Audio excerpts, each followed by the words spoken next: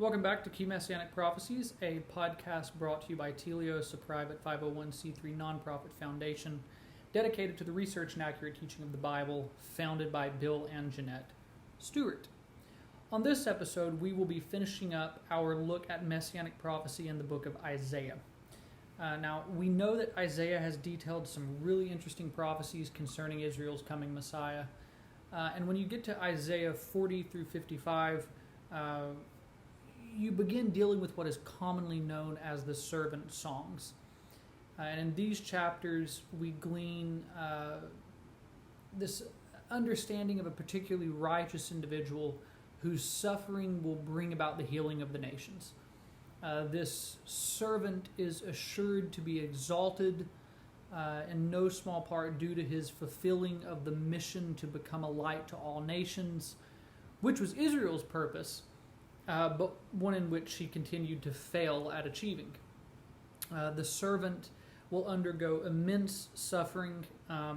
This is where a lot of the idea of the suffering servant we often hear talk about comes from, being rejected by his own people, even before finally regathering those people and restoring them.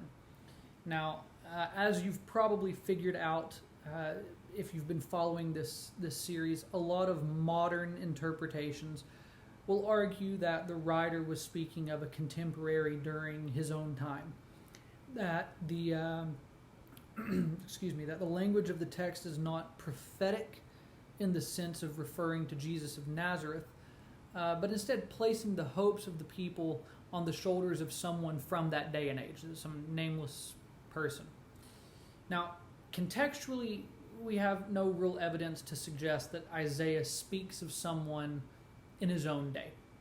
But we do know that much of the book has carried with it a serious messianic thrust, which we've looked at in some of our previous episodes.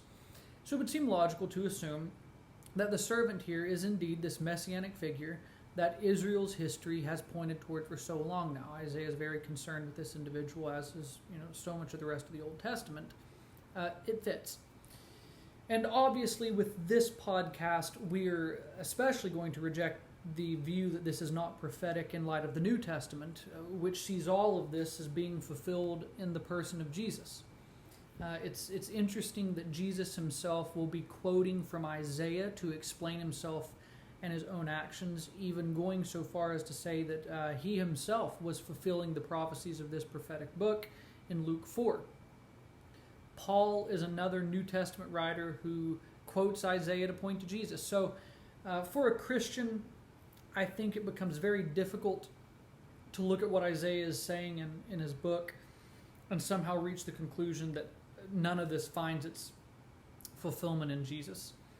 Isaiah is one of the great books of Messianic prophecy in the Old Testament for a good reason, because so much of it is explicit and it's just very, very hard to miss. So this was a very brief look at the latter chapters of Isaiah, but it's good. There's also some resources in the Moody Handbook of Messianic Prophecy, which I've mentioned before on here, that can go into some more detail on the history of the interpretation of these sorts of prophecies. That's always good to check out.